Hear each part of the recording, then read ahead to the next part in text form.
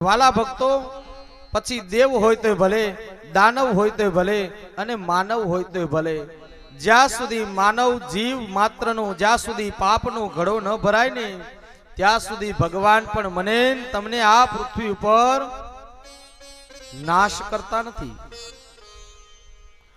ઘણી વખત આપણે નથી જોતા, આપણે જ પોતાના મનથી વિચારીએ ને કે માનવ પોતાના જીવનમાં ખરાબ કર્મ કરતો હોય, અસત્યના માર્ગે ચાલતો હોય, અધર્મના માર્ગે ચાલતો હોય, છતાં પણ પોતાના જીવનમાં આપણને દેખાય એવો, ખરેખર એવું ભગવાનના દરબારમાં ન હોય પણ આપણને એવું દેખાય કે આ માણસ અસત્ય ને અધર્મના માર્ગેમાં ચાલે છે, છતાંય પણ ભગવાન એના ઉપર કેવી કૃપા કરે છે. પણ વાલા ભક્તો, એના ઉપર પરમાત્માની કૃપા ન હોય પણ ગત જન્મનું પૂર્વ જન્મનું સંચિત કર્મ જ્યાં સુધી પોતાનું પાસું ભરેલું હોય ને ત્યાં સુધી ભગવાનને એને આપવું જ પડે.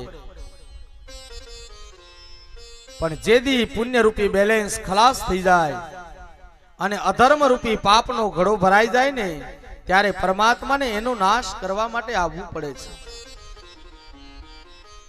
એ જ ભગવાન મહાદેવ દેવતાઓને કહે છે, હે દેવતાઓ, હવે તમે સમયની રાહ જુઓ.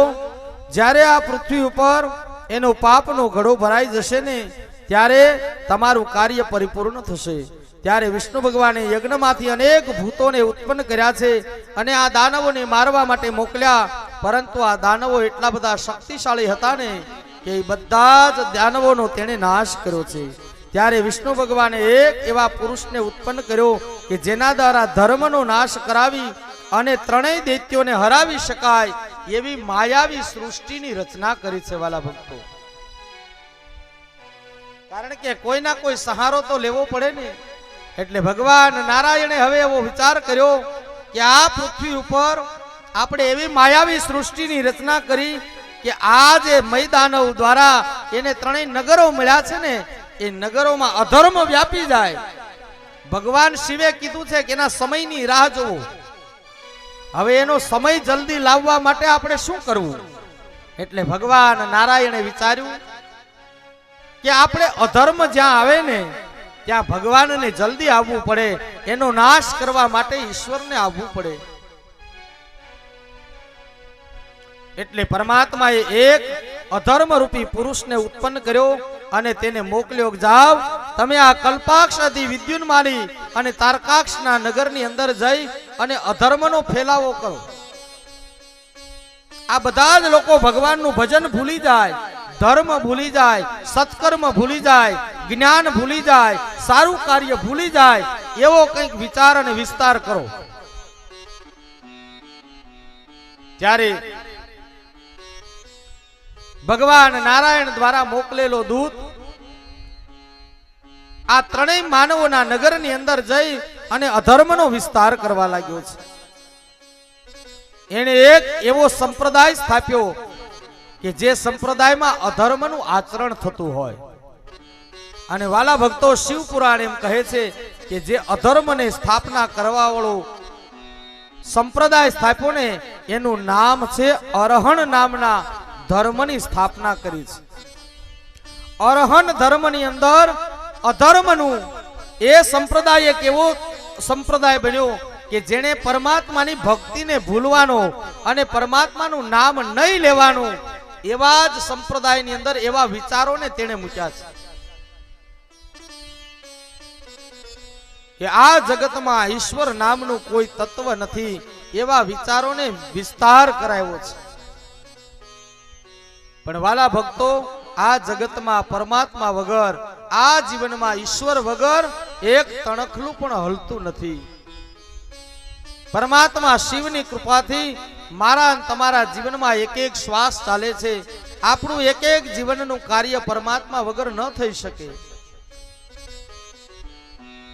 પણ આ ધર્મની અંદર, આ સંપ્રદાયની અંદર પરમાત્માએ અધર્મને ધર્મનો નાશ થાય અને અધર્મની સ્થાપના થાય તો ભગવાન શિવ આવે ને એવી પરમાત્માએ વિચારધારાને મુક્ત કરી છે. અને આપણા આ લોકની અંદર, આ પૃથ્વીની અંદર વાલા ભક્તો, એવા ઘણા બધા સંપ્રદાયો છે કે જે મને તમને ધર્મથી વિમુખ કરવાના વિચારો ફેલાવે છે. માણસ મૃત્યુ પામે તો ઘણા બધા સંપ્રદાયની અંદર એની પાછળ ઉત્તર ક્રિયાઓ નથી કરવામાં આવતી, એની પાછળ વિધિ વિધાનો નથી કરવામાં આવતા. આ અધર્મ છે. જે ઋષિ મુનિઓએ વાલા ભક્તો મને તમને આ પૃથ્વી ઉપર આપ્યું છે ને, કંઈક જ્ઞાન આપ્યું હોય તો ભલે, ધર્મ આપ્યો હોય તો ભલે, દીક્ષા આપી હોય તો ભલે, પણ પરમાત્માએ મને તમને કંઈક આપ્યું છે તો એની પાછળનું કંઈક તાત્પર્યતા હશે. કેવલ માત્ર ને માત્ર આ ક્રિયાઓથી કોઈ ભગવાન પસંદ ન થાય.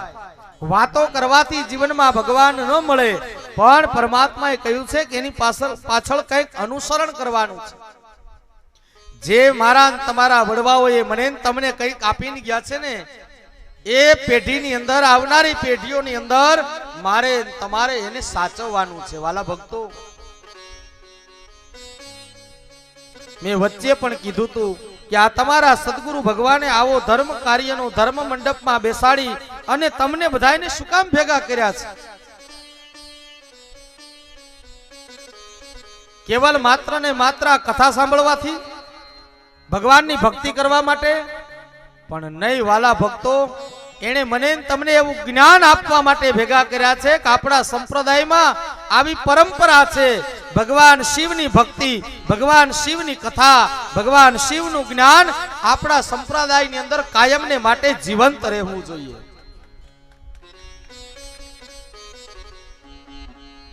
એમ પરમાત્માએ મને તમને જે કાંઈ માર્ગો આપ્યા છે, એ માર્ગો ઉપર મારે તમારે ચાલવાનું છે. મારી તમારી પરંપરાઓ છે ને, એને મારે તમારે સાચવી રાખવાની છે. કેવલ માત્ર ને માત્ર ધન વૈભવ કે પૈસા માટે નહીં, પણ આ જગતમાં કંઈક ધર્મનો પ્રચાર થાય, કંઈક સત્યના માર્ગનો પ્રચાર થાય ને, એટલા માટે થઈ અને ભગવાને આ ધર્મના માર્ગો મને તમને આપ્યા છે. આ જીવનું ભરણ પોષણ કરવા માટે, પાલન પોષણ કરવા માટે તો ભગવાને હજારો રસ્તાઓ આપ્યા છે વાલા ભક્તો. પણ જેણે જેણે ધર્મના માર્ગ ઉપર રહી અને પરમાત્માનું યજન ભજન કર્યું છે ને, એના કાર્યમાં પરમાત્મા મદદ કરે છે. ઘણા સંપ્રદાયો એવા છે જે મને તમને ધર્મથી વિમુખ બનાવે છે. ઘણા લોકો એવી વાતો કરે છે કે આ જગતમાં પરમાત્મા જેવું કાંઈ હોય નહીં, ઈશ્વર જેવું કાંઈ છે નહીં, ભગવાન જેવું કાંઈ છે નહીં, આ તો બ્રાહ્મણોને સાધુને કમાવાના માટેનો માર્ગ છે. વાલા ભક્તો, આ જગતમાં જો ઈશ્વર ન હોત ને, તો મારા તમારા જીવનમાં એક શ્વાસ પણ આપણે ન લઈ શકીએ. અને ઈ જેદી અનુભવ થાય ને, તેદી માણસના જીવનમાં બહુ મોડું થઈ ગયું હોય. જેદી ખબર પડે, ઠોકર લાગે અને સમાજમાંથી માણસ પાછો પડે ને, તેદી જે માણસ અહંકાર ભર્યું જીવન જીવતો હોય ને, હું કરું હું કરું હું કરું કરતલ દૂજા કોઈ, આદરા અધૂરા રહે હરી કરે સો હોય. જ્યાં સુધી હુંકાર રૂપી મારા તારા જીવનમાં અભિમાન છે ને વાલા ભક્તો, ત્યાં સુધી માણસ આ સંસારમાં બહુ દુખી થાય છે. પણ આજે નહીં તો કાલે જે આવી વાતો કરે છે ને, એને એક વખત ઈશ્વરના દરબારમાં, ઈશ્વરના શરણે એને જાવું પડે અને જાવું જ પડે છે.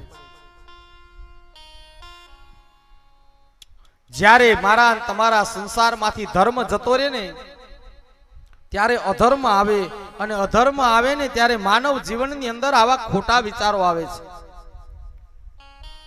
પણ આ બધું જેદી મારા તમારા જીવનમાં તકલીફ રૂપી, સંકટ રૂપી આવી જાય ને, તેદી પછી ચારેય બાજુ ધોડીએ ને, તોય ક્યાંયથી મને તમને એનો રસ્તો નથી મળતો. જે જે ક્રિયાઓ પરમાત્માએ મને તમને આપી છે ને વાલા ભક્તો, એ ક્રિયાઓથી એ જીવાત્માને પરમ મોક્ષ અને મુક્તિની પ્રાપ્તિ થાય છે. જો આપણે એ ક્રિયાઓ નહીં કરીએ તો આપણા સંતાનો એ ક્રિયાઓ કેવી રીતે કરશે? જેને કોઈ સમજણ જ નથી.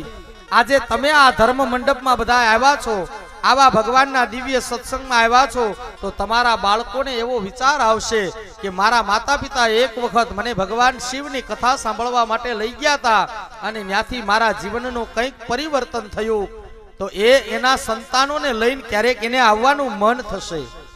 પણ જો આપણે જ ક્યારેય નહીં જઈએ, આપણે જ ક્યારેય સત્યનારાયણ ભગવાનની કથા નહીં કરીએ તો આપણા બાળકને કેમ ખબર પડશે કે આ જગતમાં સત્યનારાયણ ભગવાનની કથા કરવી જોઈએ? હે? જો આપણે જ ક્યારે આવા ધર્મ મંડપમાં જઈ અને ભગવાનનું સત્કાર્ય નહીં કરીએ તો આપણા બાળકો પણ જીવનમાં ક્યારેય નહીં કરે, અને એમ કરતા કરતા આ જગતમાં સંસારનો નાશ થઈ જાય છે વાલા ભક્તો. જીવનમાંથી ધર્મ જાય એટલે અધર્મ આવે, અધર્મ આવે એટલે માણસ પાપના પંથે ચાલે, અને પાપના પંથે ચાલે ને એટલે માણસનો જીવનો, આ દેહનો, આ સંસારનો કે આ પૃથ્વીનો વિનાશ થવાનો ને થવાનો. આપણા મહાપુરુષો બતાવે છે કે આ સૃષ્ટિનો વિનાશ ક્યારે થાય વાલા ભક્તો? આ અરહન સંપ્રદાયની સ્થાપના થઈ, અધર્મ થયો ને એટલે એનો નાશ થશે. જ્યાં સુધી એના જીવનમાં ધર્મ હોય ત્યાં સુધી પોતાના જીવનમાં એનો નાશ ન થાય. એટલે ભગવાન વિષ્ણુ પરમાત્માએ વિચાર કર્યો કે એના જીવનમાંથી ધર્મ નાશ પામે એવું કાર્ય કરો. જ્યારે મારા તમારા દાંપત્ય જીવનનો, મારા તમારા સંસારનો નાશ થવાનો હોય ને ત્યારે વાલા ભક્તો આપણા જીવનમાં આવા અધર્મનો આપણને સંગ મળે છે. અને જેથી અધર્મનો સંગ થાય ત્યારે માણસે સમજી લેવાનું કે હવે આપણા જીવનનો, આપણા પરિવારનો, આપણા સંસારનો નાશ થવાનો છે. આપણા પુરાણો, આપણા મહાપુરુષો તો વાલા ભક્તો આપણને એમ કહે છે કે જ્યાં અધર્મનું આચરણ થતું હોય, અધર્મની વાતો થતી હોય, ધર્મની નિંદા થતી હોય ને ત્યાં જાવું તો ઠીક, પણ ત્યાં ઊભું રહેવું નહીં. કારણ કે આ કલિયુગમાં ખોટાનો વિજય હોય ને, જ્યાં અધર્મ છે ને ત્યાં મને તમને બહુ સારું લાગે. સોનાની વીટી હોય ને એ ઝાંખી હોય, પણ ખોટી વીટી પહેરી હોય ને એ બહુ ચમકતી હોય. કારણ કે એના ઉપર ગ્લેટ ચડાવ્યો હોય ને, એમ અધર્મ રૂપી ગ્લેટ ચડી જાય ને એટલે અધર્મ ચમકે બહુ, પણ એ કેટલો ટાઈમ, એ પાછો ગ્લેટ ઉતરી જાય એટલે અંતે લોઢું નું લોઢું જ છે. એમ આ જીવનમાં અધર્મ રૂપી ગ્લેટ ચડે ને એટલે થોડોક ટાઈમ બહુ ચમકે, પણ જ્યારે અધર્મ રૂપી પરમાત્મા એનો નાશ કરી દે ને ત્યારે પાછો હતો ત્યાં ત્યાં આવી અને જીવને દુખી થવું પડે છે. એટલે જો વાલા ભક્તો જીવનમાં દુખી ન થવું હોય ને તો પરમાત્માના આશ્રિત બન્યા છો ને એ પરમાત્માનો સત્સંગ અને ભગવાનની ભક્તિ કરી અને ધર્મના પંથે ચાલવાનું જીવનમાં વિચારી રાખજો. આપણા પરિવારમાં, આપણા જીવનમાં, આપણા સંસારમાં અધર્મ ન આવે ને એની મારે તમારે કાળજી રાખી અને પરમાત્માનો સત્સંગ અને ભગવાનની ભક્તિ પરમાત્માની કરી લેવી જોઈએ. એવા પરમાત્મા દિવ્ય જીવનનું દર્શન કરાવતા પરમાત્મા દ્વારા મોકલેલા દિવ્ય પુરુષને અરહન નામના અધર્મની સ્થાપના કરવા માટે મોકલ્યો છે, અને તેના આચાર્ય અરહને ત્રણેય નગરમાં જઈ અને આ અધર્મનો ફેલાવો કરવા લાગ્યા છે. ત્રણેય નગરના લોકો ધર્મથી વિમુખ થયા. હવે ભગવાન શિવે ત્રણેય દૈત્યોને વધ કરવા માટે પોતાના જીવનમાં તૈયારી કરી છે. અધર્મ વધ્યો, આ ત્રણેય દૈત્યો અધર્મના માર્ગે ચાલવા લાગ્યા. ધીમે ધીમે પોતાના જીવનમાં ધર્મ ગયો એટલે હું એ જ મહાન છું એવું પોતાના મનની અંદર વિચાર આવવા લાગ્યો. આ જગતમાં મારાથી કોઈ મોટું નથી, આ જગતમાં મારાથી કોઈ મહાન નથી, આવો અહંકાર માણસને અધર્મ તરફ લઈ જાય છે. વાલા ભક્તો આપણે કહીએ ને આ જગતની અંદર શેરની માથે સવા શેર હોય જ. દરેક વ્યક્તિની ઉપર કોઈ જ્ઞાની પુરુષો હોય, કોઈ ધર્મવાન પુરુષો હોય. આપણે 5 માળા કરતા હોય ને તો આ જગતમાં કોક 25 માળા કરવા વાળો હોય. આપણે 25 માળા કરતા હોય તો જગતમાં કોક 50 માળા કરવા વાળો હોય. આપણે 5 રૂપિયાનું દાન કરતા હોય ને તો વાલા ભક્તો કોઈ 50 રૂપિયાનું દાન કરવા વાળો હોય અને કોઈ 5 લાખનું દાન કરવા વાળો હોય. પણ જે માણસ પરમાત્માના દરબારમાં આવી અને એક વખત સ્વીકારી લે ને કે પ્રભુ આ બધું તારું છે, તારા માટે છે અને તારા પ્રત્યે જીવન જીવવાનું છે, આવો જ્યારે વિચાર કરવા લાગે ને ત્યારે માણસ ધર્મવાન બની અને પરમાત્માનો કૃપા પાત્ર શિષ્ય બની જાય છે. કોઈ મહાપુરુષને સારું લગાડવા માટે એની આગળ પાછળ આપણે ફરે રાખીને એનો કોઈ મતલબ નથી વાલા ભક્તો, પણ એને સારું લગાડવા માટે આ જીવનને એવું સુગંધિત બનાવી દો કે એને પોતાના ચરણોનો દાસ બનાવવાની ઈચ્છા થાય. આપણે કેવું ન પડે કે તમે મને તમારો શિષ્ય બનાવો ને, તમારો દાસ બનાવો ને, તમારો સેવક બનાવો ને. એવું જીવન બનાવો વાલા ભક્તો કે એને પોતાના ચરણમાં લેવાની ઈચ્છા થાય, પોતાના હૃદયની વાત કરવાની ઈચ્છા થાય. એવું મારે તમારે જીવન બનાવવું જોઈએ. જ્યારે એવા કૃપા પાત્ર બની જાય ને ત્યારે પરમાત્મા મને તમને પોતાના દરબારની અંદર સામેથી બોલાવે છે અને સામેથી તેડવા માટે આવે છે. હવે ભગવાન શિવે આ ત્રણેય દૈત્યોના રાજ્યની અંદર અધર્મ વ્યાપવા લાગ્યો. અધર્મ વ્યાપ્યો એટલે ભગવાન શિવને ખબર પડી હવે અધર્મથી પ્રેરિત થયેલા ત્રણેય દાનવોનો નાશ કરવા માટે ભગવાન શિવ અંતઃપુરની અંદર જતા રહ્યા હતા. ત્યારે દેવોએ પરમાત્મા શિવને પ્રસન્ન કરવા માટે અને શિવ જલ્દીથી આ ત્રણેય દૈત્યોનો નાશ કરે ને એટલા માટે ભગવાન અંતઃપુરમાંથી બહાર નીકળે એટલા માટે 1.25 કરોડ ઓમ નમઃ શિવાય મંત્રોના જપ કર્યા છે. શિવને પ્રસન્ન કરવા માટે આપણે વચ્ચે પણ વાત થઈ હતી કે ભગવાન મહાદેવને જો મારે તમારે સ્વીકારવા હોય અને ભગવાન મહાદેવના શરણાગત બનવું હોય ને તો મહામંત્રનો જપ કરવો પડે, ભગવાન શિવનું આરાધન કરવું પડે. આ દેવતાઓ મને તમને બતાવે છે કે ભગવાન શિવ સમાધિમાંથી બહાર નીકળે ને એટલા માટે દેવતાઓએ ભગવાનના 1.25 કરોડ મહામંત્રનો જપ કર્યો છે.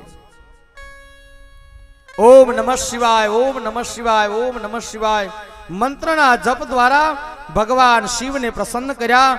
ભગવાન શિવ અંતઃપુરમાંથી બહાર નીકળ્યા અને ભગવાન શિવ દ્વારા આ ત્રણેય દૈત્યોની સાથે પ્રહાર યુદ્ધ કરવામાં આવ્યું અને ત્રણેય વિદ્યુન્માલી, કલ્પાક્ષ આદિ દૈત્યોનો પરમાત્માએ નાશ કર્યો અને દેવતાઓને સુંદર મજાનું જ્ઞાન આપી અને સ્વર્ગનું સુખ દેવતાઓને પાછું આપ્યું છે. ઇન્દ્રાદિ દેવતાઓએ ભગવાન શિવને આ ત્રણેય દૈત્યો પર વિજય પ્રાપ્ત કર્યા પછી ત્રણેય લોકના રાજા બનાવ્યા છે.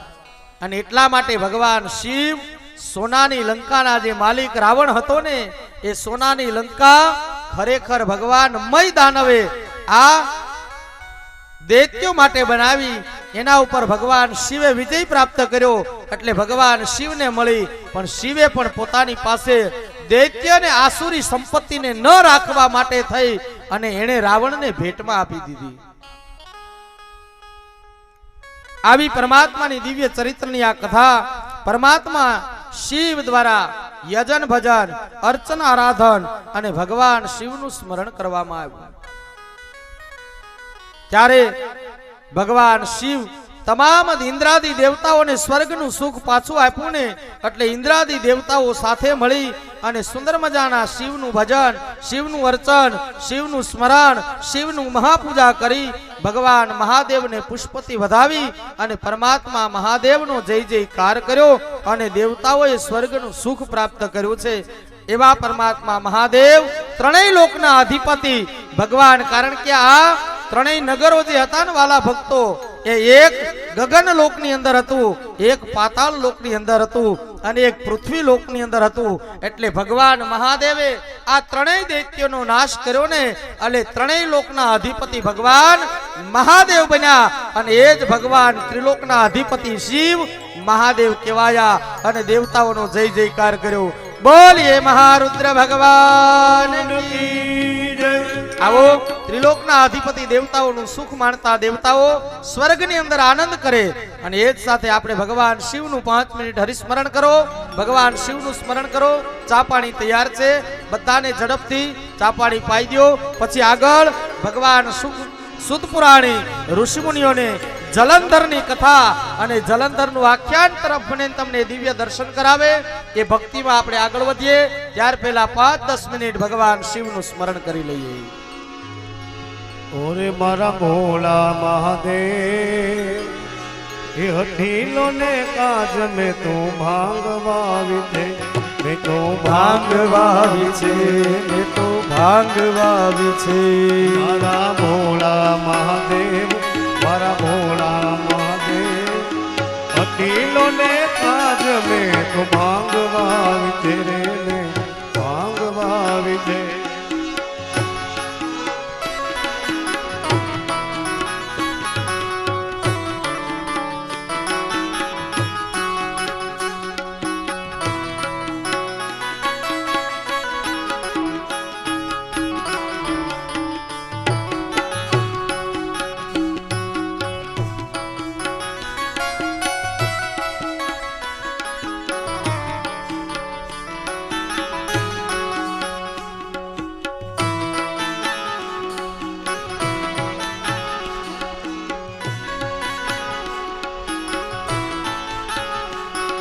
એ ભાંગ વાવે ભોળાનાથ, નિંદે છે ગણેશ.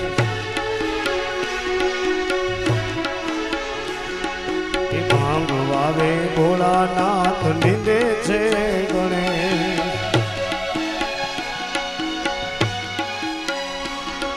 એ પાર્વતીજી પાણી વાલે,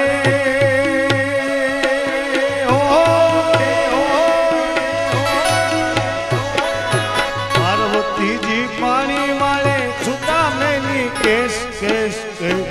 મારા ભોળા મહાદેવ, ભોળા મહાદેવ, હઠીલા ને કાજ મેં તો ભાંગવાવી છે, મેં તો ભાંગવાવી છે.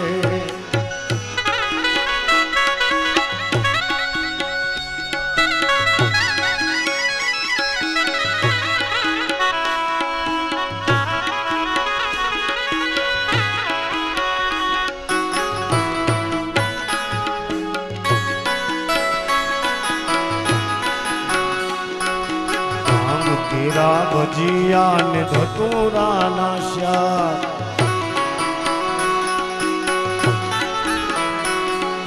ભાંગ કેરા ભજીયા ને ધતુરા નાશ્યા.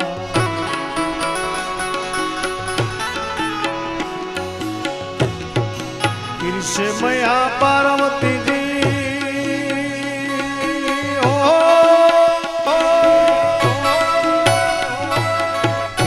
મયા પાર્વતીજી જમે ભોળા નાથ નાથ નાથ. મારા ભોળા મહાદેવ, ભોળા મહાદેવ, હઠીલા ને કાજ મેં તું ભાંગવાવી છે.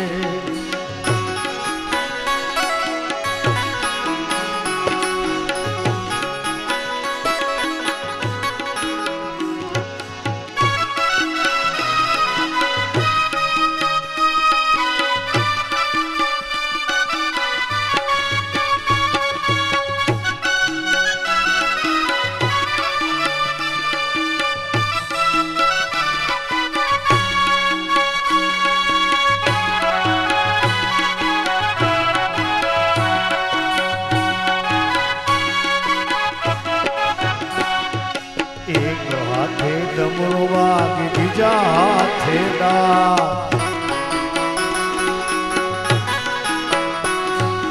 એક હાથે ડમરો વાગે, બીજા હાથે દા. ત્રીજા હાથે સિંગી સોએ,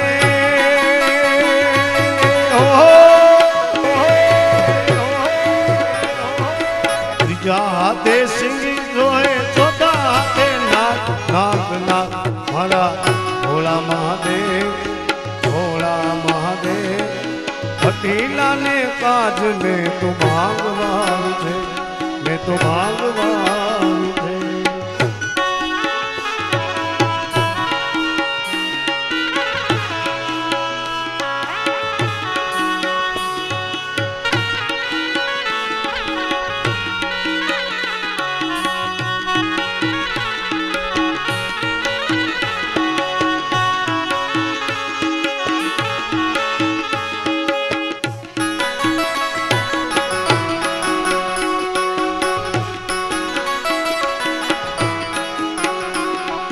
હાથ જોડી વિનતી કરે શંભુ તારો દાસ.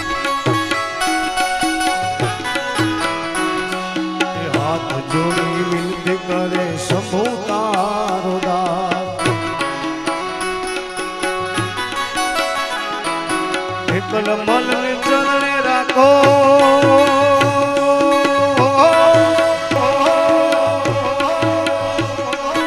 એકલ મલને ચરણે રાખો રાખો તમારી પાસ પાસ પાસ મારા ભોળા મહાદેવ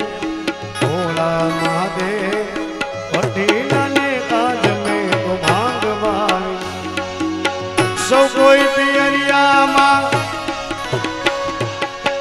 જય મહાદેવજી સૌ કોઈ પિયરિયામાં જય મહાદેવજી મારે પિયર જવાના ઓજ હરે રામ હરે બોલો રામ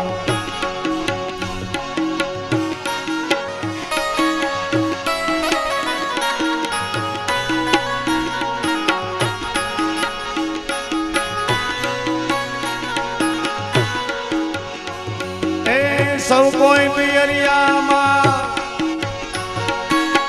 જય મહાદેવજી સૌ કોઈ પિયરિયામાં જય મહાદેવજી મારે પિયર જવાના ઓજ હરે રામ હરિ બોલો રામ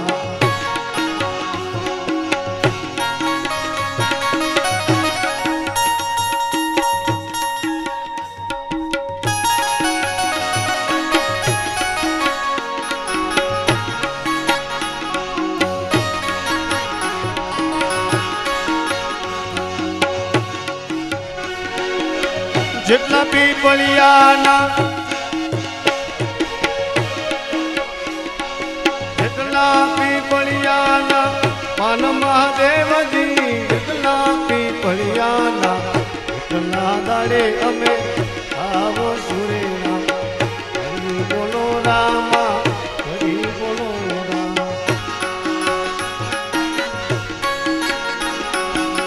સૌ કોઈ પિયરિયામાં જય મહાદેવજી સૌ કોઈ પિયરિયામાં જય મહાદેવજી મારે પિયર જવાના ઓજ હરે રામ હરે બોલો રામ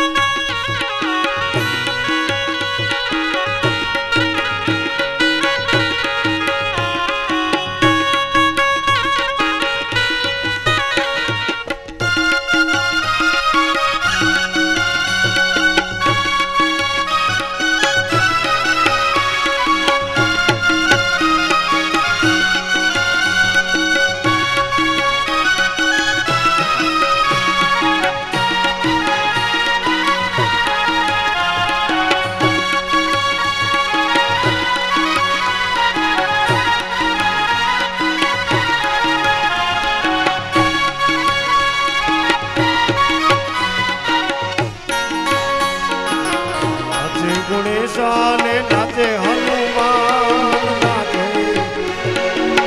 નાચે ગુણેશાને નાચે હનુમાન એ પાર્વતીના પ્રાણના એ પાર્વતીના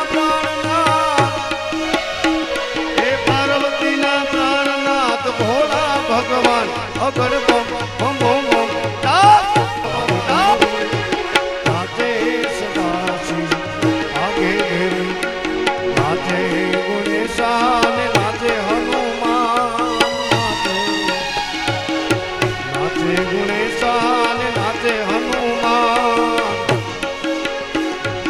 પાર્વતીના પ્રાણનાથ ભોળા ભગવાન અગળ બમ બમ બમ અગળ બમ બમ બમ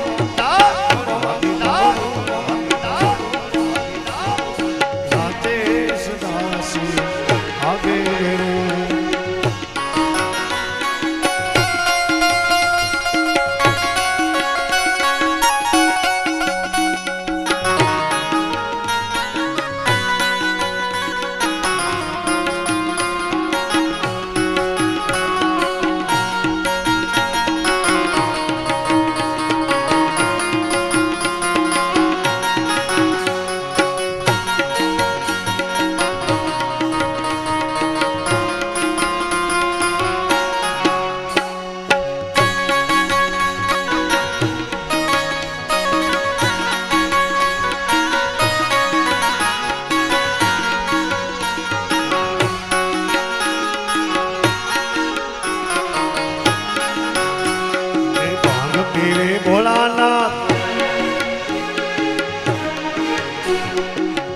પીવે ભોળાનાથ ભૂલે છે ગણે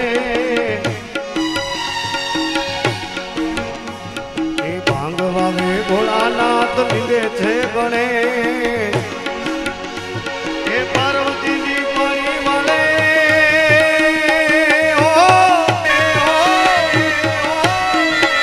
પાર્વતીજી પાણી વાલે કામિની કે અગર બમ બમ બમ બમ નાચે સદાશિવ આગે ભેરે નાચે ગુણેશાન નાચે હનુમાન નાચે ગુણેશાન નાચે હનુમાન પાર્વતીના પ્રાણનાથ ભોળા ભગવાન અગર બમ બમ બમ બમ આગે ડમરું નાચે સદાશિવ આગે ભેરે હે નાચે સદાશિવ આગે નાચે સદાશિવ આગે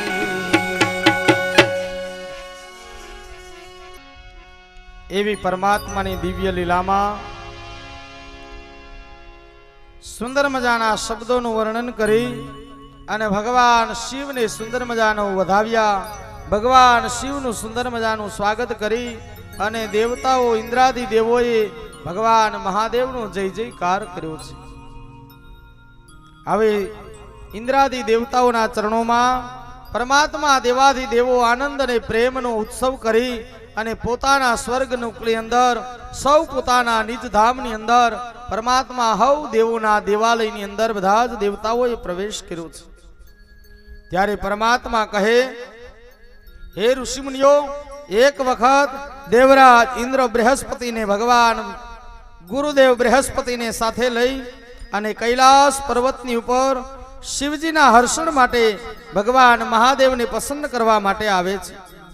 ભગવાને તેની પરીક્ષા કરવા માટે ભગવાન મહાદેવે દિવ્ય લીલાઓનું દર્શન કરાવ્યું છે.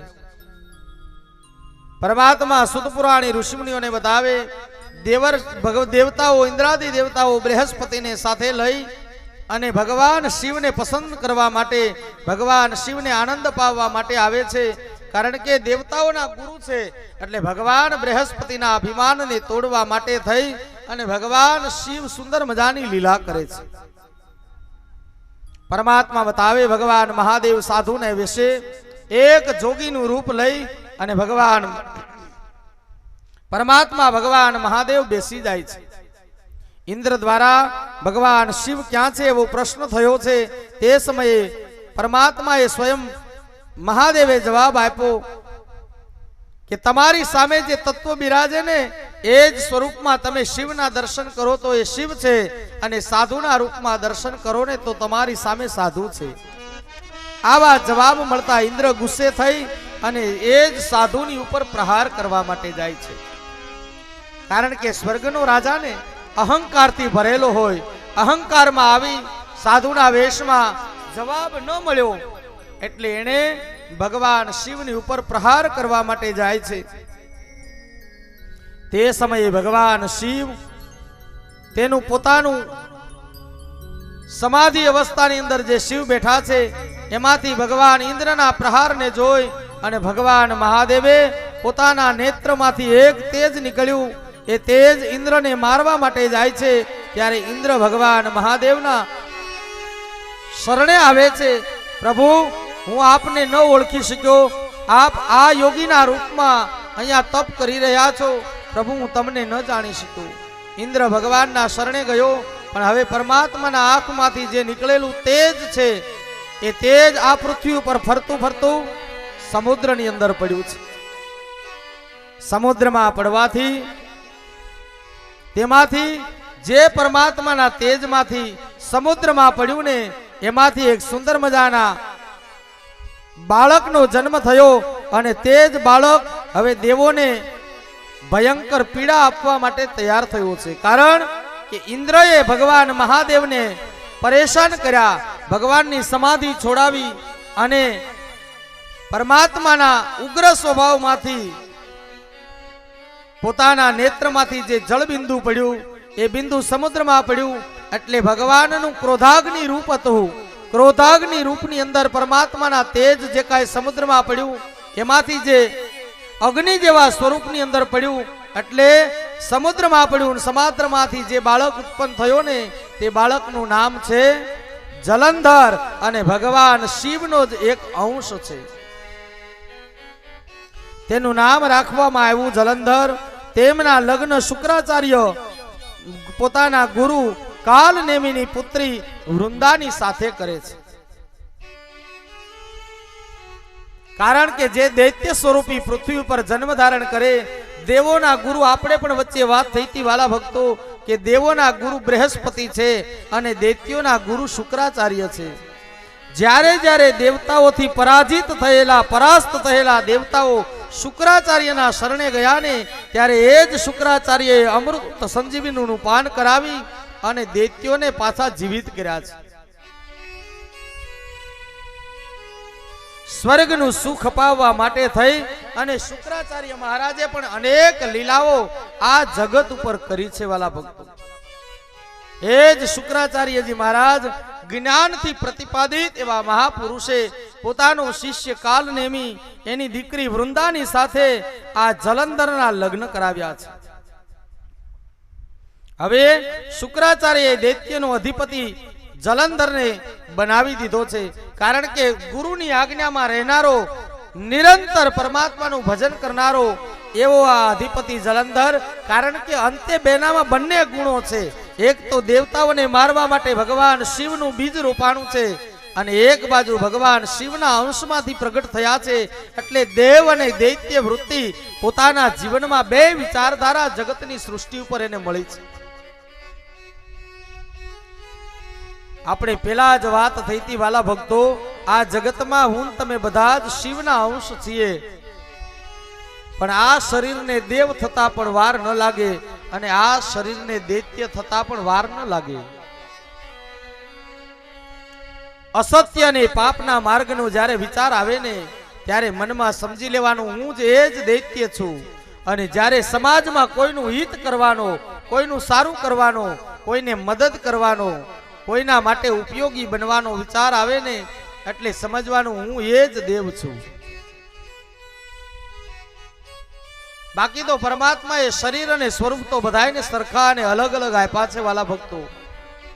આ જગતમાં દેવ અને દાનવને ઓળખવાને એ બહુ અઘરી વસ્તુ બની ગઈ છે અત્યારે.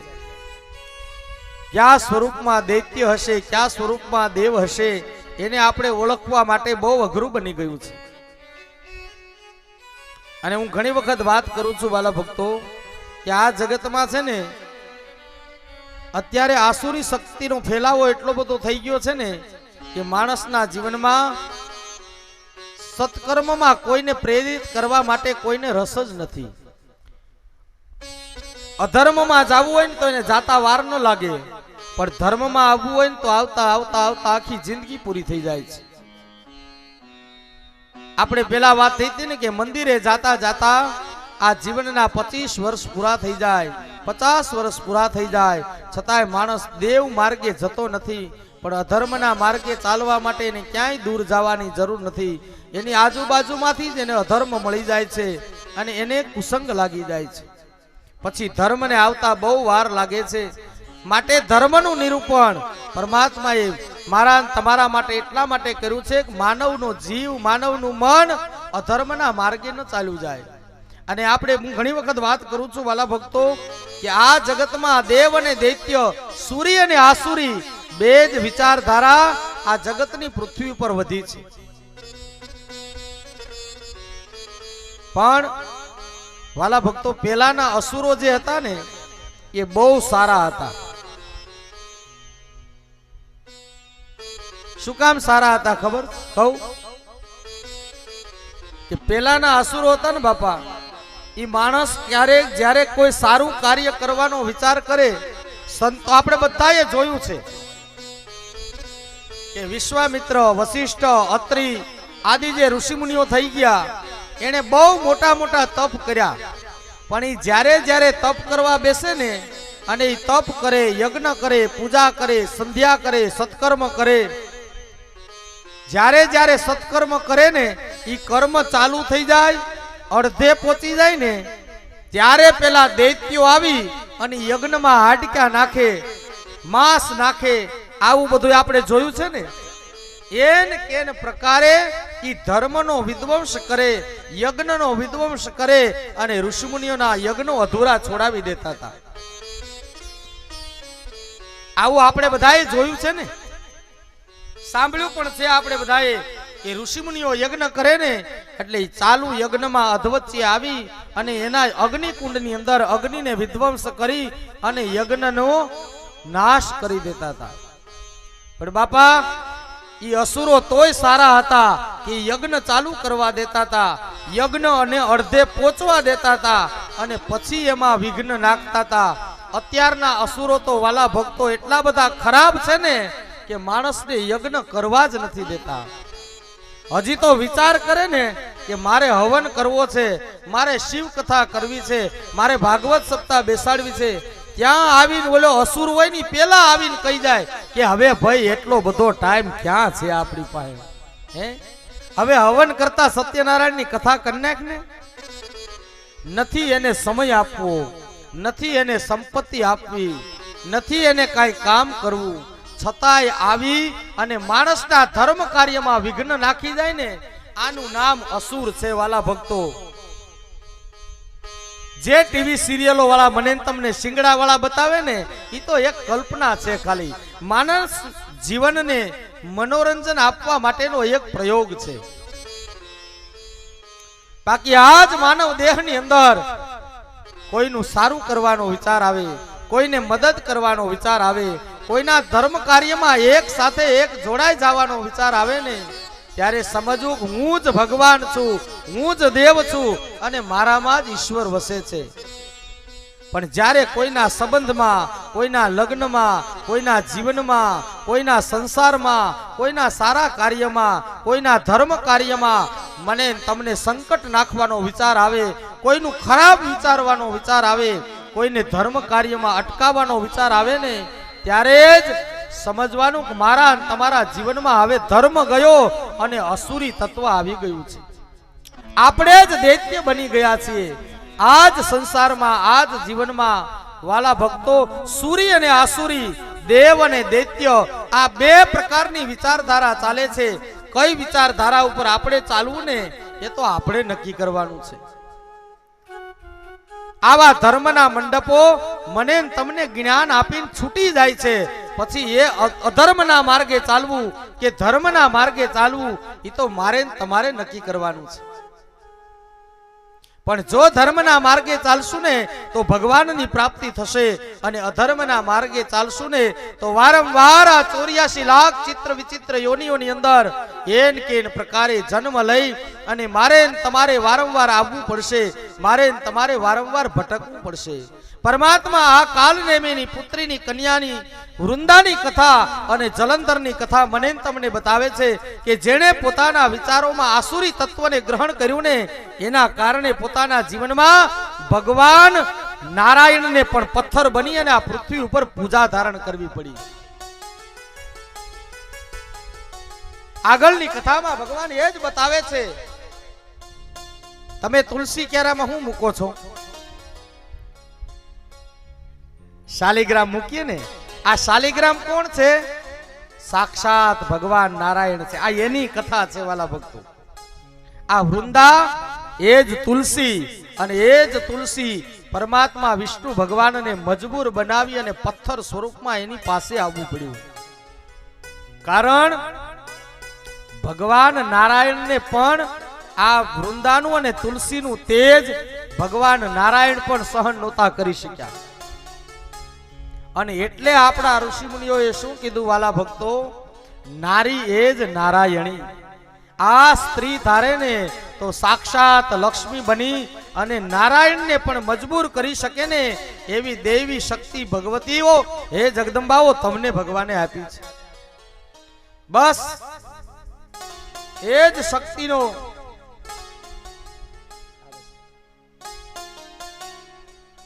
એ જ શક્તિનો સદુપયોગ કરી આ સંસારમાં એવું જીવન જીવી લ્યો મારી માવડીઓ કે આ સંસારની અંદર જગતમાં જીવન મારું તમારું પાર ઉતરી જાય. પરમાત્માની કૃપાથી જેમ વૃંદાનો, અત્રિ અને અનસુયાનો જીવનનો નાદ, દિવ્ય સંસારનું જીવન આખું જગત યાદ કરે છે ને, એવું જીવન મારું ને તમારું બની જાય.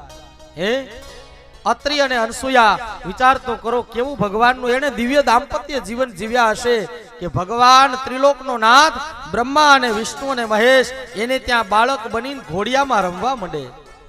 હે આ સંસારની કૃપા. કોણ કે છે સંસારમાં રહીને ભગવાન ન મળે?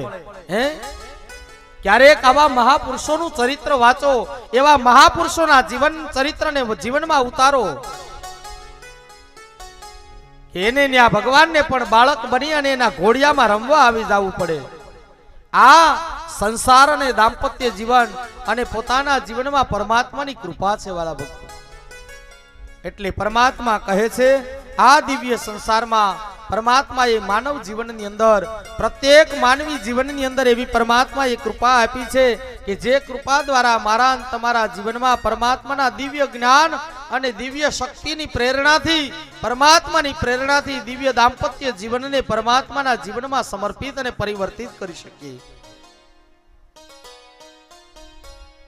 આ જલંધર અને વૃંદાનું સાહિત્ય, એનો ઇતિહાસ, એની કથા મને તમને દિવ્ય દાંપત્ય જીવન કેવી રીતે ભગવાનનું માનવ જીવનમાં માણસે જીવવું જોઈએ ને એના વિશેની પરમાત્માએ મને તમને સુંદર મજાનો પરિચય કરાવ્યો છે. હવે આ જલંધર અને વૃંદા પોતાનું દાંપત્ય જીવન પરમાત્માની ભક્તિ પૂર્વક, પરમાત્માના આશ્રિત બની અને સુંદર મજાની પરમાત્માની દિવ્ય ભક્તિ કરે છે. પતિ એ જ પરમેશ્વર છે એવું માની અને વૃંદા આજીવન પોતાના પતિને સુંદર મજાની સેવા કરે છે. એવી પરમાત્માની ભક્તિ કરતા કરતા કરતા પરમાત્માની કૃપાથી આ વૃંદાને ભગવાને એવું વરદાન આપ્યું કે તારા જીવનની અંદર પરમાત્માના પ્રેમના પ્રભાવથી અને ભગવાનની ભક્તિના પ્રભાવથી તારા સ્વામીનાથનું જીવન અને તારા સ્વામીનાથનું જીવન પોતાના જીવનમાં અખંડ સૌભાગ્ય પોતાના જીવનની અંદર બની જશે. જ્યાં સુધી પરમાત્માની કૃપા અને પરમાત્માનો પ્રેમ, પરમાત્માનું નામ તારા હૃદયમાં હશે ને ત્યાં સુધી તારા પતિને કોઈ પણ પ્રકારનું સંકટ નહીં પડે. એટલું સુંદર મજાનું વ્રત, એટલું સુંદર મજાનું તપ, એટલા સુંદર મજાની ભક્તિ પરમાત્માની આ વૃંદાએ ભગવાનની પાસે કરી છે. રોજ સવાર સાંજ ત્રણેય ટાઈમ પરમાત્માનું યજન, પરમાત્માનું ભજન અને પરમાત્માની ભક્તિ, પરમાત્માનું યજન આરાધન કરે છે. મેં વચ્ચે પણ તમને વાત કરી હતી વાલા ભક્તો કે પરમાત્મા મારા તમારા પ્રેમના ભૂખ્યા છે. એને સવાર બપોર કે સાંજ તમે જ્યારે લાડ લડાવો ને ત્યારે જેમ આપણા બાળકને આપણે પાલન પોષણ કરીએ ને એમ પરમાત્માને પ્રત્યેક માનવીએ પોતાના જીવનમાં પરમાત્માને પ્રેમ આપવાની જરૂર છે.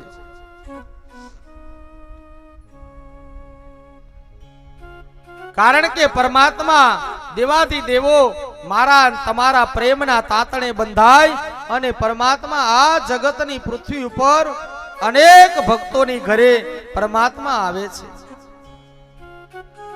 આવું પરમાત્માનું દિવ્ય ચરિત્ર અને ભગવાનની દિવ્ય લીલાઓનું ભગવાને વર્ણન કર્યું છે. આપણી સભામાં આપણી શિવ કથાની અંદર ગિરનારી આશ્રમના આંગણે જગદીશરામ બાપુ સુરત થી પધાર્યા છે. આપણે એના તાળીઓના ગડગડાટ સાથે વધાવી અને ભાવ પ્રેમથી એમનું સ્વાગત કરીએ અને ભગવાન શિવનું સ્મરણ કરીએ. ઓમ નમઃ શિવાય. નમઃ શિવાય. ઓમ નમઃ શિવાય. હર હર ભોલે. નમઃ શિવાય. નમઃ શિવાય. ઓમ નમઃ શિવાય. હર હર ભોલે. નમઃ શિવાય. નમઃ શિવાય. ઓમ નમઃ શિવાય. હર હર ભોલે. નમઃ શિવાય. નમઃ શિવાય. ઓમ નમઃ શિવાય. હર હર ભોલે. નમઃ શિવાય. જટાધારાય શિવ જટા ધરાય હર હર ભોલે નમઃ શિવાય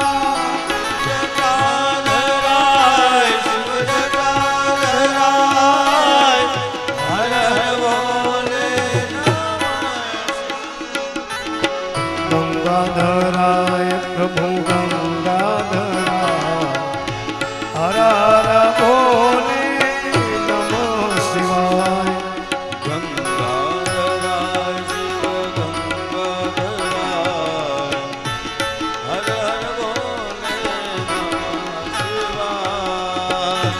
અજવાળું રે અજવાળું થયું છે મારે અજવાળું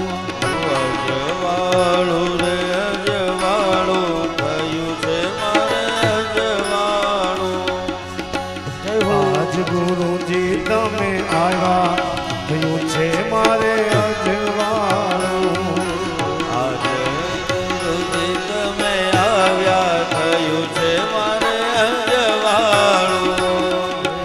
અજવાળું રે અજવાળું થયું છે મારે અજવાળું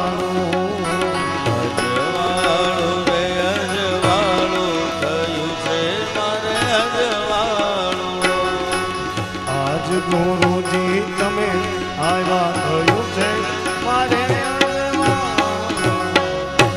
ગિરનારી મહારાજ મહારાજ કી સદગુરુ ભગવાન કી આવી પરમાત્મા સુદ પુરાણી શૌનક ઋષિમુનિઓને પરમાત્માને દિવ્ય શિવ ચરિત્રની કથા બતાવતા ભગવાન જલંધર પરમાત્મા મહાદેવના ગુણાનુવાદ ગાતા ગાતા પરમાત્માના દિવ્ય દાંપત્ય જીવન વૃંદા અને તુલસી અને જલંધરના દિવ્ય દાંપત્ય જીવન અને સંસારના ગુણાનુવાદની કથા બતાવે છે. શૌનકાદી ઋષિમુનિઓને કહે કે હે મહામુનિઓ, આ વૃંદાએ પરમાત્માનું યજન ભજન એવું સુંદર મજાનું કર્યું કે પરમાત્માએ આ વૃંદાને એક સુંદર મજાની માળા આપી છે. અને વૃંદાને કહેવામાં આવ્યું કે હે તુલસી, હે વૃંદા, આ માળા જ્યાં સુધી તારા પતિના ડોકમાં હશે ને ત્યાં સુધી તારા પતિનું મૃત્યુ નહીં થાય.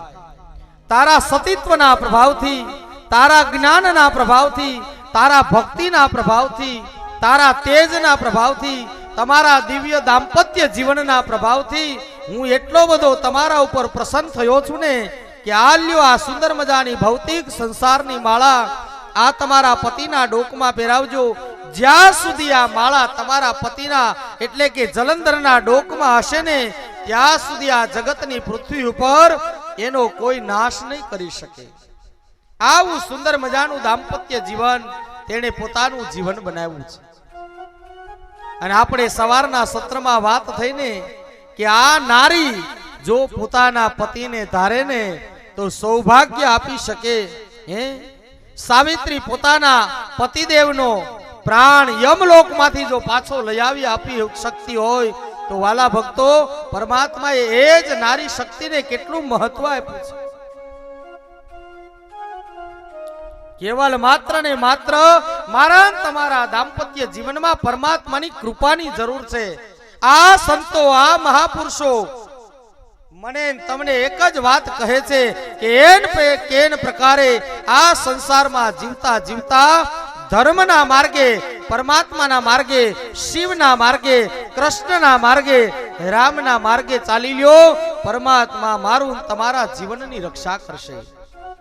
અને એમાં ક્યાંક જો જીવનમાં પરમાત્માની કૃપાથી સત્કર્મ એવું સારું થઈ જાય ને તો પરમાત્મા આવી અને પુણ્યનો પ્રસાદ મારા તમારા જીવનમાં એવો આપી જશે કે આપણો સંસાર, આપણું જીવન, આપણો પરિવાર અમર બની જશે. જેમ જલારામનો પરિવાર ભગવાને અમર બનાવી દીધો, જેમ સગાળસાનો પરિવાર ભગવાને અમર બનાવી દીધો, એમ આ દિવ્ય દાંપત્ય જીવનમાં પરમાત્માની ભક્તિ કરતા કરતા ક્યાંક એવો પ્રસાદ પ્રભુનો ગુરુની કૃપાથી, સંતની કૃપાથી, મહાપુરુષોની કૃપાથી મને તમને મળી જાય ને કે પ્રસાદના પ્રભાવે મારું તમારું જીવન અમર બની જશે. એવું આજે પરમાત્મા ભગવાન મહાદેવની કૃપાથી આજે આ વૃંદાને પરમાત્માનો પ્રસાદ મળ્યો અને પોતાના પતિને અખંડ સૌભાગ્ય મળ્યું છે. વૃંદાને અખંડ સૌભાગ્ય મળ્યું અને પોતાના પતિને અખંડ જીવન મળ્યું છે. પરમાત્માએ વરદાન તો આપી દીધું વાલા ભક્તો, પણ નામ એનો નાશ આ જીવનમાં નક્કી છે. એટલે પરમાત્મા પોતાનું દિવ્ય લીલાના દર્શન કરાવતા કહે છે કે આવું વૃંદાને જ્યારે પતિવ્રતાનું ધર્મનું વરદાન મળ્યું ને અને પોતાનો યશ આખા સમાજમાં, આખી દુનિયામાં અને ઇન્દ્રાદી દેવતાઓની વચ્ચે પણ આજે વૃંદા અને જલંધરનું સતીત્વ અને પોતાના દાંપત્ય જીવનના વખાણ થવા લાગ્યા. એવું પોતાનું પતિવ્રતા ધર્મનું એણે પાલન કર્યું. કારણ કે ભગવાને જીવનમાં આ સંસારમાં આપણે ગઈકાલે પણ વાત થઈ હતી કે નારીએ પોતાના જીવનમાં પોતાના પતિને જ પરમેશ્વર માની, પોતાના પતિને જ ભગવાન માની અને એની સેવા કરવી જોઈએ. રોજ પરમાત્મા કે છે દિવ્ય દાંપત્ય જીવનમાં દરેક નારીનો ગુણધર્મ છે કે પોતાના પતિ ઉઠે ને એની પહેલા આપણે ઉઠી જવું જોઈએ. પણ ઘણી જગ્યાએ તો ઘરમાં પોતાના પતિ ચા બનાવે ને પછી પોતાના ધર્મપત્નીને ઉઠાડે, લક્ષ્મીજી હવે ઉઠો, ચા તૈયાર થઈ ગઈ છે. આવું ઘણી જગ્યાએ બને છે હો. પણ આપણો ગુણધર્મ વાલા ભક્તો એવું બતાવે કે સ્વામી ઉઠે ને એ પેલા ઉઠી જવું જોઈએ. સ્નાન સંધ્યાદી સ્નાનાદિ કર્મ કરી ઉમરાની પૂજા કરવી, સૂર્યનારાયણને રોજ જળ ચડાવવું જોઈએ. આ બધું જ પોતાના પતિદેવ ઉઠાય ને એ પેલા કરી લેવું જોઈએ. રોજ સૂર્યને જળ ચડાવવું જોઈએ, ઉમરાની પૂજા કરવી જોઈએ અને ત્યાર પછી પોતાના પતિ સૂતા હોય ને એની 4 પ્રદક્ષિણા કરવી જોઈએ.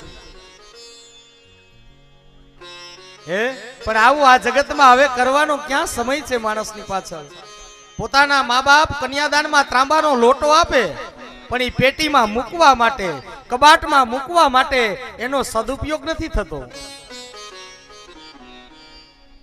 શું કામ કન્યાદાનમાં ત્રાંબાનો કળશ આપવામાં આવે છે કે હે દીકરી, જે ત્રાંબાનો કળશ તને આપું છું ને, રોજ તારા ઈષ્ટદેવની આ કળશથી પૂજા કરજે, રોજ ભગવાન સૂર્યને જળ ચડાવજે. આપણે ગઈકાલે વાત થઈ ને કે જો ઈ સ્ત્રી પોતાના ઘરની નારી રોજ ભગવાન સૂર્યને અર્ઘ્ય આપે ને તો એના ઘરના ઉંબરા સુધી આ જગતમાં કોઈની તાકાત નથી કે એના ઘરના ઉંબરા સુધી દરિદ્રતા અને ગરીબી આપી શકે. આવી પરમાત્માની લીલા છે. આવું જે જીવાત્મા સત્કર્મ કરે ને એના જીવનમાં પરમાત્માને જેમ વૃંદાને આશીર્વાદ આપવા માટે, તુલસીને આશીર્વાદ આપવા માટે ભગવાનને આવવું પડ્યું ને, એમ વાલા ભક્તો મારા તમારા સંસારમાં પરમાત્માને આશીર્વાદ આપવા માટે આવવું જ પડે. આ શિવ પુરાણ એનું પ્રમાણ આપે છે. તુલસીના જીવનમાંથી એવો મહામંત્ર લ્યો જીવનમાં કે મારા સંસારને દિવ્ય બનાવીશ, મારા સંસારને ભવ્ય બનાવીશ, મારા સંસારને પરમાત્માને નોંધ લેવી પડે ને એવું અમારા દાંપત્ય જીવનમાં અમે સુખેથી આનંદપૂર્વક અમે જીવન જીવીશું. પરમાત્માએ થોડોક સમય આપ્યો છે. આ સમયમાં ક્લેશ, કંકાસ, ઝઘડાઓ કરી અને માણસ પોતાનું જીવન પૂરું કરી દે છે, સમય પૂરો કરી દે છે અને પરમાત્માના દરબારમાં જઈ અને પછી પસ્તાવો થાય છે. આ વૃંદાનું ચરિત્ર, આજ માં જગદંબા તુલસીનું ચરિત્ર મને તમને એ જ ગુણધર્મ બતાવે છે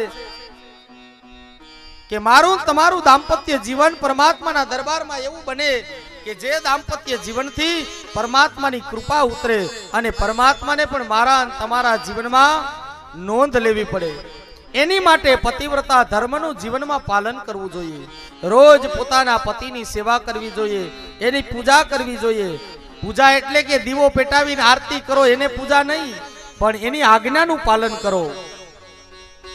એને દુઃખ ન લાગે એવા વચનો કાયમ માટે બોલો. એના હૃદયને ઠેસ પહોંચે એવું વર્તન ક્યારેય જીવનમાં ન કરો. આ માણસના જીવનમાં મોટામાં મોટી ભક્તિ છે. અને અત્યારે તો મોટામાં મોટી ભક્તિ કઈ ખબર છે?